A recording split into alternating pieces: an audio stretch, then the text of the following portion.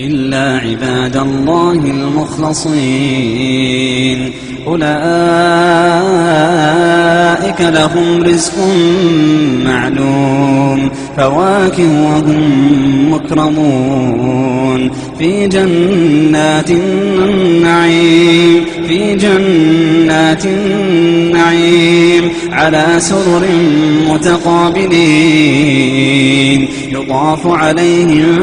بكأس من معين بيضاء لذة للشاربين لا فيها غول ولا هم عنها ينزفون وعندهم قاصرات الطرف عين كأنهن بيض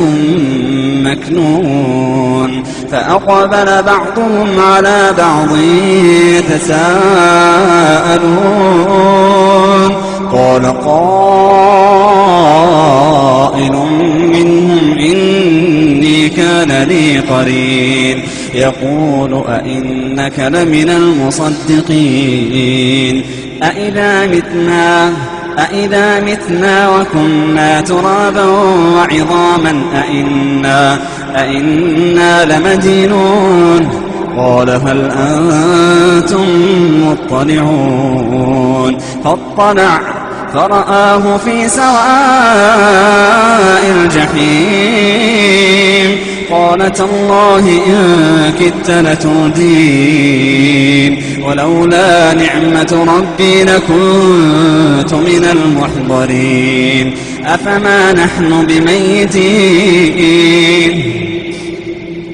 أفما نحن بميتين إلا موتتنا الأولى وما نحن بمعذبين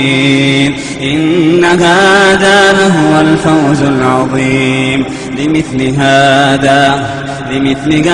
فليعمل العاملون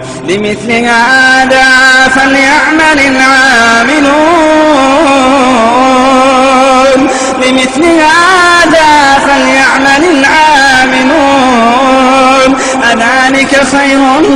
نزلا أم شجرة الزقوم إنا جعلناها فتنة للظالمين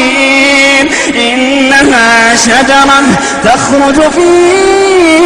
أصل الجحيم طلعها كأنه رؤوس الشياطين فإنهم لآكلون منها فمالئون منها البطون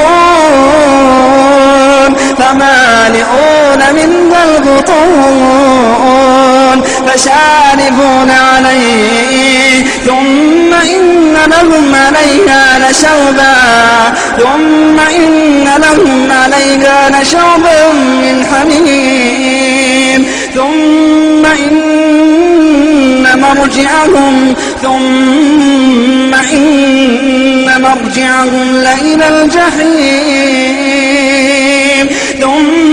إن مرجعهم لإلى الجحيم إنهم ألفوا آباءهم ضالين فهم على آثارهم يهرعون ولقد ضل قبلهم أكثر الأولين ولقد أرسلنا فيهم منذرين فانظر كيف كان عاقبة المنذرين إلا عباد الله المخلصين